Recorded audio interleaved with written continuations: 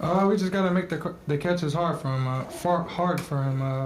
We gotta front him and help, but he got a lot of easy catches, and we gotta do a better job with that defensively, and we gotta do a better job in help. And it's just a learning that something we learn from, and we gotta do better job with it next time.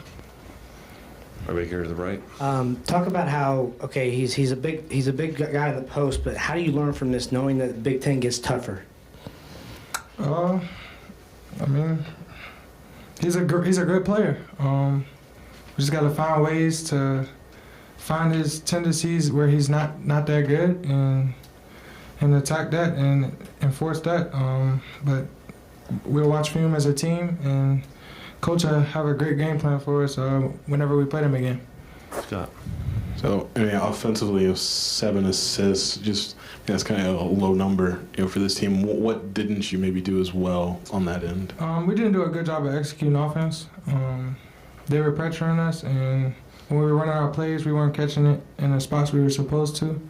And we just got to do a better job at that, catching it in the correct spots and just executing and making layups.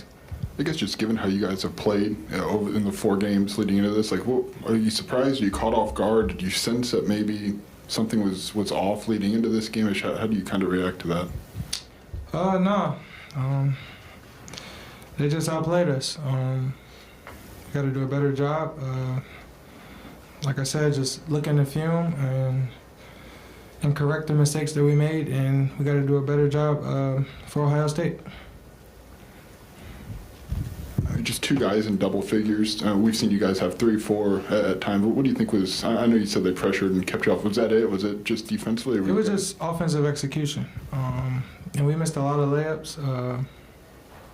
Starting with me, we got to finish better, and we got to make free throws. I think we missed about 14 free throws. Anything else for right here in the middle? Jeremy? Terrence, obviously, you played in a really great conference. What's the key to consistency in such a tough conference? Just staying true to your routine. Everyone coming in to watch film. Everyone working out. Listening to coach, and just toughness. It's gonna be hard every night. You just gotta come with it. But it all comes down to just watching film, knowing your opponent's tendencies, and executing your coach's plan. Yep. Okay, thanks, Terrence. Appreciate you.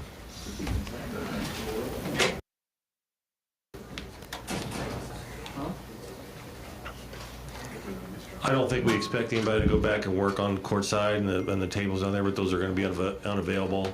They're turning over for the concert tomorrow night, so anybody continues working needs to do it up here.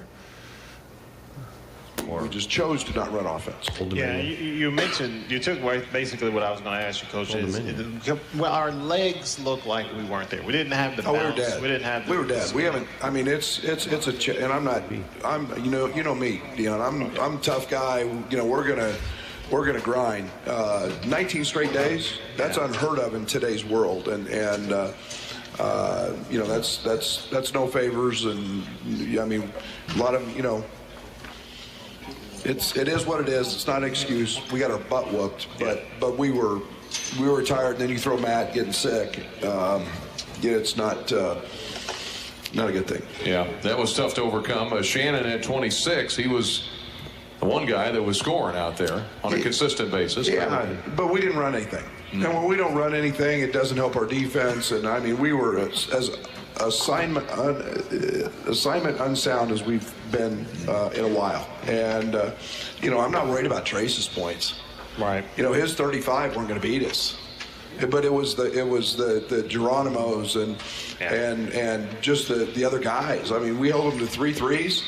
And now Dane's got a lot of lessons learned, because I watched him twice, 3-quarter him, in front of him, and not let him catch it, and caused him problems. And then when he sat behind, it's just It was way too easy. But we'll get that cleaned up.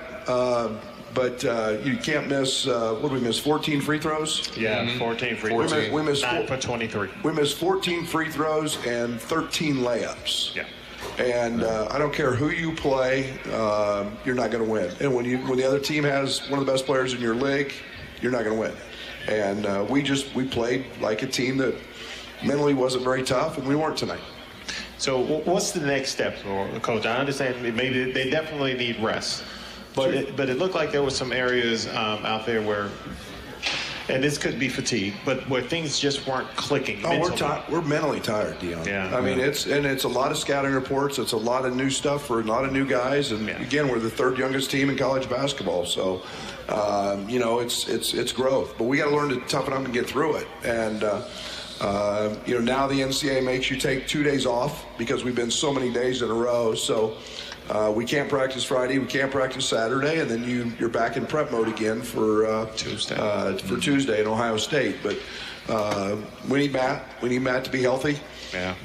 And not sick, and then we've got to get back to the drawing board and do some things because obviously tonight wasn't good enough. The points came late in the first half and late in the game, but Melendez, you've been talking about him getting going offensively. I hope you saw some of that explosiveness that he has. Yeah, I hope that's a good sign for RJ. And he's competing. He made shots. He had a big one before the half, and it was a hard shot.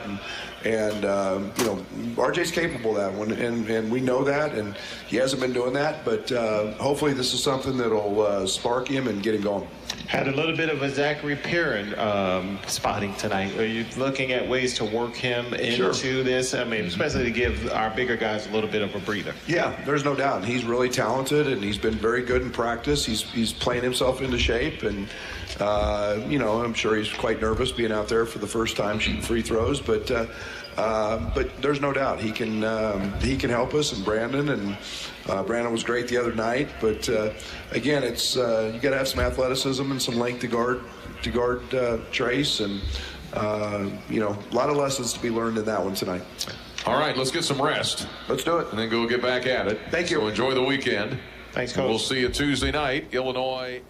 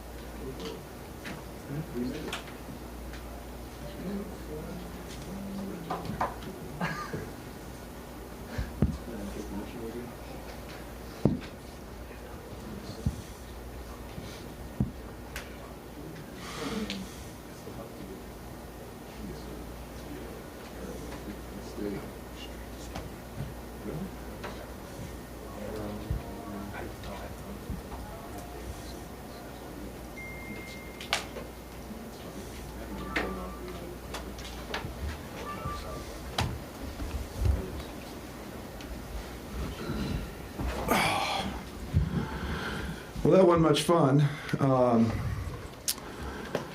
but all the credit in the world goes to Indiana. They were really good. They looked like a team that had 5 days off and prepared for us.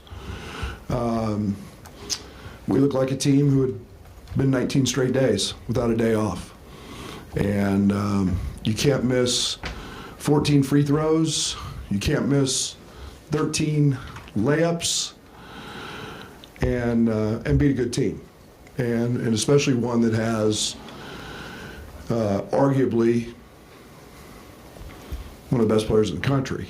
A lot of lessons to be learned in this one. We weren't very assignment sound on the defensive side. they bothered us. Nobody's bothered us running offense, and we just, again, I'm not going to make excuses. They were tougher, they were better, they deserve all the credit. Questions? Doug? Coach, 35 for Trace Jackson Davis, 54 points in the paint from Indiana. Was there a discussion about changing anything defensively, the way you were covering him in the post? I'm not worried about his 35. I'm worried about Geronimo's 13 when he's averaging 5. Yeah, I mean, Dane guarded him pretty good for about 3 possessions, and then we just lay behind him. And you know, we've got a double package. We actually tried it. It doesn't show that, but we tried it, and it didn't matter tonight. Guys, I'm just telling you, it was an off night, and mentally we were fatigued, and physically we were worse. And Matt's sick, so that doesn't help either. Jeremy? Brad, obviously Dane hasn't gone against this caliber, but there's a couple more in the Big Ten that play like this. What can he learn from this experience? Well, they're different. This one's slippery. This one's a freak athlete. This one's the best athlete in our league, and at any position. And you know, that's the way Dane needs to play. Dane's like that. And but yeah, I mean, you let a really good player catch, and catch in his spots, and he's a problem. But you know, we hold him to 3 threes, but it's all the, you know, the first half, second chance points. We knew what Geronimo and, you know, Renault and those. I mean, it was just wasn't there today, guys. It wasn't there. Joy? I mean, 7 assists. We've just seen you guys move the ball more than that, I guess, during this win streak. And what do you think was behind that? And then just 2 guys in double figures, which is also a little abnormal. Yeah, it's all of what you said. What was behind it? I guess their defense and our lack of mental want to. I mean, it's we knew that they were going to pressure us, and you know, spread is unbelievable against pressure, and you got dribble entries and high post entries, and we didn't fight very hard. And again, we looked like a team that was not in the gym tonight. That's on me. Back here to the right. I know it's not the outcome you wanted, but talk about the rivalry as a coach. I mean, what's it mean to coach in this type of an atmosphere? It's what college basketball is about. Illinois, Indiana, I don't know, KU, K-State, Oklahoma, Oklahoma State. You take it, you go right on down the list. Every school's got them. This just happens to be one that has the most outstanding high school basketball, youth basketball in the country in those 2 states. So people grow up with it. And I have tremendous appreciation for that. And obviously you got 2 historic programs that have had a lot of success on the hardwoods. Derek? Michigan State had 28 points in the paint first half. Indiana tonight, 30 first half, 54 in the game. Any parallels between the 2? Anything that you're seeing where you're not getting... Who won the Michigan State game? You guys did. Okay. So you're going to give up something. You want to give up 3s, you want to give up 2s. Same defense we played last year. We didn't give up 3s, and same time last year we were 13-5, just like we were going into this game. What we didn't have is 19 straight days. And I'm not going to make a mountain out of a molehill. They were great. They deserved to win the game. They whooped our butt in every category. But yeah, are there lessons to learn out of this? Absolutely. Scott? Free throw shooting hasn't been maybe a major strength this year, but I mean tonight, like 40, whatever it was, percent. I mean, I don't. Is there a way you can address that, or is it just mental fatigue? We shoot them every day. It's mental fatigue. You can go back any year you want to look, and I'll tell you every game where we were flat mentally, and I'll look at our free throw shooting, and because that's your ability to concentrate and be focused and dialed in. And we had chances to keep it close early. We missed free throws. We missed layups. And, you know, it doesn't matter what offense you run, but you get a layup and you miss it. And then, or you get fouled and you miss free throws. You know, that to me, that's a mental toughness deal that, yeah, we got to get better at. Andy? Talking about the 19 straight days, now that you have a little bit of more time between games, what's kind of the approach there when Well, now the NCAA makes you take 2 days off because you go so many in a row. So now we can't touch a basketball, we can't be in the gym, we can't be with our guys for 2 straight days. So we have those 2 coming up on Friday and Saturday, and then it's back to game prep mode. And again, this year's calendar is all messed up. It's a shorter calendar, so we've got games crammed in there, but 19 days in a row is a lot. Just to clarify, Brad, on Matt, did you show up tonight knowing if you were going to have him tonight, or was it kind of touch and go? He said he was going to try to go, so he tried. Scott.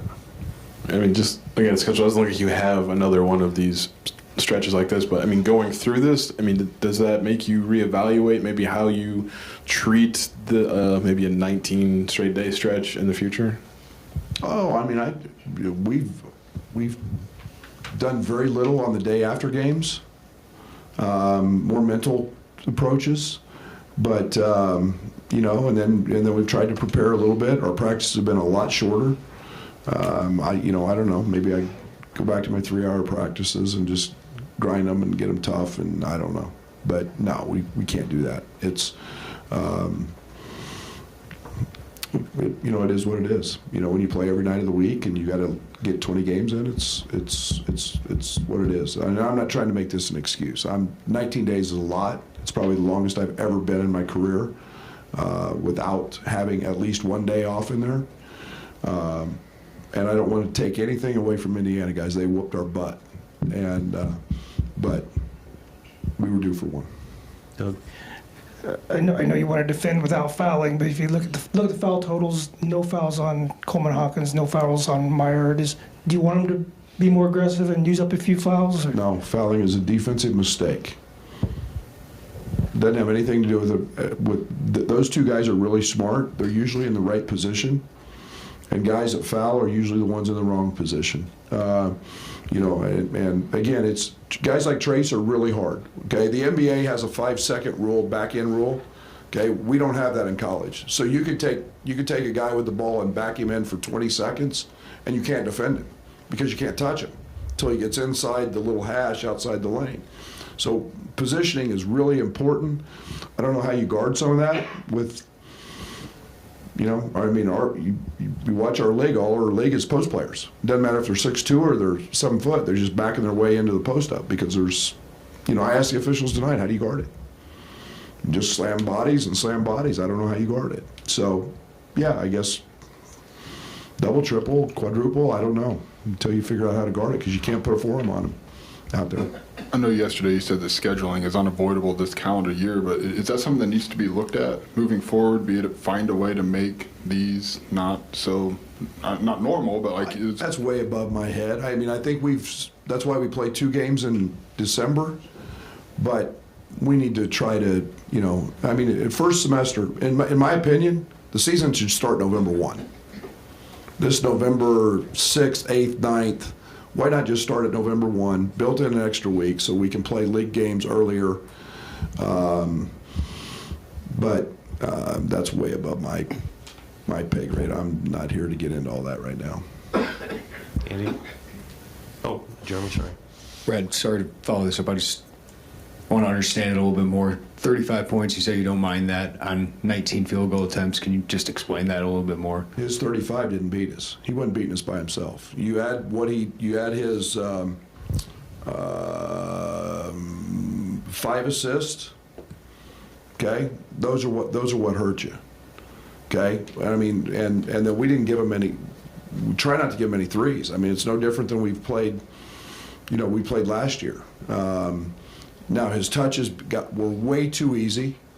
And sure, do you have to run at him some? Yeah, throw him a different bone, and we actually tried. But again, 2s, it's very, very hard to score enough 2s to beat you in a college game. And our problems were on the offensive side, because if we make any free throws and any layups, 35's not going to outdo you. And nobody else was really involved. Anything else? All right. Thank you. Coach.